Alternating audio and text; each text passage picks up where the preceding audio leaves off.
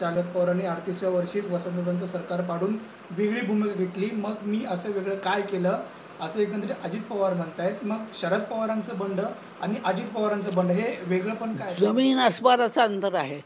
शरद पवारांनी केलेलं आपल्या पक्षासाठी केलं की आमच्या पक्षाचे आमदार फोडून तिकडे नेत आहेत, पण अजित पवारांचं बंड हे स्वार्थासाठी आहे, आपलं डेप्युटी CM पद मिळवण्यासाठी आहे। आणि आता मी सांगते तुम्हाला 2024 साली देवेंद्र फडणवीस येतील, कारण जो मनुष्य आपल्या चुलत्याचा सख्या ज्याने तुम्हाला लहानाचं मोठं केलं त्याचा विश्वासघात करू शकतो, लोकांनी तुमच्यावर तो विश्वास का ठेवावा? कुणी जगात ह्याच्यावर अजित पवारांवरचे विश्वास ठेवणार नाही। दुसरं, त्यांच्याबरोबर आलेली माणसं काय लायकीचे आहेत, ते भुजबळ आणि ते धनंजय मुंडे, मी तुम्हाला त्यांची माहिती सांगितली। आणि बाकीचे जो आहेत इतर आमदार आणि ते सगळे परत जातील शरद पवारांच्याकडे, ही दुर्दशा होईल। आणि तुरुंगात शिक्षा, आजन्म कारावासाची शिक्षा भोगून आलेला माणूस काय लायकीचा आहे, कोण त्याला? आणि त्याला कुठल्याही निवडणुकीला इथून पुढं उभा राहता येणार नाही, ना लोकसभेच्या, ना विधानसभेच्या, ना सहकारातल्या कुठल्याही निवडणुकीला उभं राहता येणार नाही। आणि त्या माणसाचे अंतुलेसारखे मत होईल।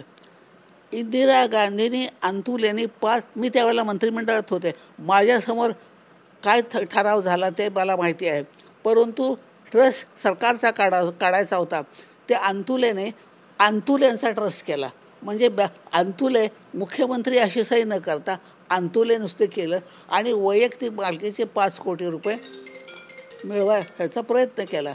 मी हे सगळी सविस्तर हकीकत इंदिरा गांधींनी सांगितल्यानंतर त्यांना ताबडतोब पायउतार व्हायचा निकाल दिला आणि स्पेशल कोर्टने खटला सुरू झाला। आणि मी हे केलं, एका मुख्यमंत्र्याची वाट मी लावलेली आहे पहिली 5 कोटीसाठी, आता हा तर 105 कोटी रुपयाचा भ्रष्टाचार आहे। 25,000 कोटी अधिक इरिगेशनला 70 कोटी, 105 कोटीचा भ्रष्टाचार आहे। असा प्रश्न असा आहे की तुम्ही आणि वसंतदादा पाटलांना म्हणजे बाजूला करून यशवंतराव चव्हाणांना विरोध असून या सर्व प्रकरणात नाही, मग आता ती जी भूमिका अजित पवारांनी घेतलेली आहे ते म्हणजे वेगळी कशी आहे हे असं अजित पवार म्हणतात। मी यशवंतराव चव्हाणांच्या समोर निवडणुकीला उभे राहिले।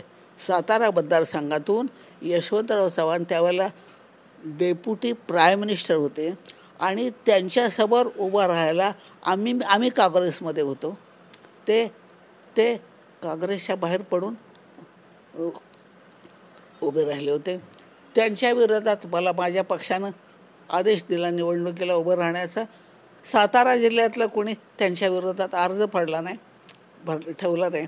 मग वसंतराव दादांना आदेश झाला की तुम्ही स्वतः उभे राहा, तर ते म्हणले मी सांगलीतनं उभा राहतो, परंतु त्याने आपलं वरचा हे संकट टाळण्यासाठी त्यांनी वसंतराव दादाने, आम्ही ह्याच घरात बसलो होतो, तिथं आमचा टीव्ही होता, तिथं वसंतराव दादाने सांगितलं की शालिनीताईंचं माहेर सातारा आहे, त्यांच्या बाहेरचे लोक त्यांना प्रेम करतात आणि त्यांचं नाव साताऱ्यातून जाहीर केलं आणि TV वरती माझं नाव साताऱ्यातला उमेदवार म्हणून जाहीर झालं। आम्ही समोरासमोर निवडणूक लढवू, आम्ही कुणाविरुद्ध कारभार केलं नाही। तो माझा स्वभाव नाही, माझ्या पतीचा स्वभाव नाही।